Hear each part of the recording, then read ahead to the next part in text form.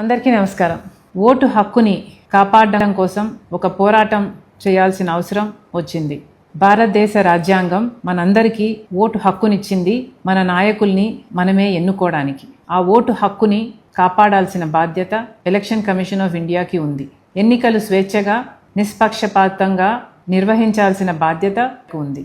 కానీ election commission of India ఈరోజు BJP Modi గారి చేతిలో బందీ అయ్యింది.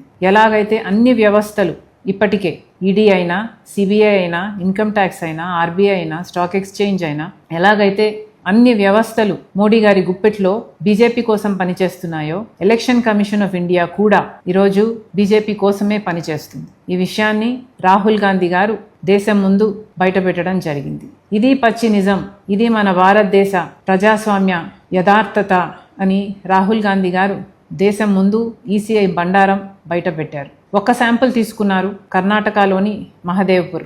దాంట్లోనే 1,00,000 దొంగ ఓట్లని నమోదు చేశారు.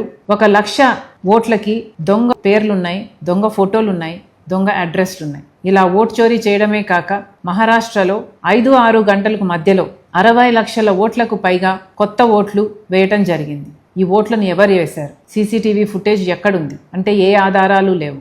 అలాగే గత 5 సంవత్సరాలుగా ఎన్ని ఓట్లయితే నమోదయ్యాయో ఎలక్షన్లకు ముందు 5 నెలల్లోనే 1 కోటి ఓట్లకు పైగా అంతకంటే ఎక్కువ నమోదయ్యాయి. మరి ఇది అన్యాయం కాదా? ఇది ఓటు చోరీ కాదా? ఎలక్షన్ కమిషన్ వాళ్ళ బీజేపీకి వ్యతిరేకంగా ఉన్న ఓట్లని తొలగించడం అయితేనేమి, లేక దొంగ ఓట్లు బీజేపీకి అనుకూలంగా వేసేవారి పేర్లను చేర్చడం అయితేనేమి, ఇలా ఓటు చోరీకి పాల్పడుతుంది ఎలక్షన్ కమిషన్ ఆఫ్ ఇండియా. ఈరోజు ఎలక్షన్ కమిషన్ ఆఫ్ ఇండియా కూడా బీజేపీ ఎలక్షన్ ఏజెంట్గా పనిచేస్తుంది. వీటి మీద పోరాటం చేయాల్సిన అవసరం ఉంది. అందుకే రాహుల్ గాంధీ గారి నాయకత్వంలో కాంగ్రెస్ పార్టీ ఈరోజు మన ప్రజాస్వామ్యాన్ని, మన రాజ్యాంగాన్ని కాపాడుకోవాల్సిన అవసరం ఉంది. కాబట్టి ఈ పోరాటాన్ని ఎత్తుకున్నాం. దీనికి మీ మద్దతు కూడా కావాలి, మీ సంతకం కూడా కావాలి. మాతో కలిసి పోరాటం చేయాలని, మన ప్రజాస్వామ్యాన్ని, మన రాజ్యాంగాన్ని కాపాడుకోవాలని మనస్ఫూర్తిగా ప్రార్థిస్తున్నాం.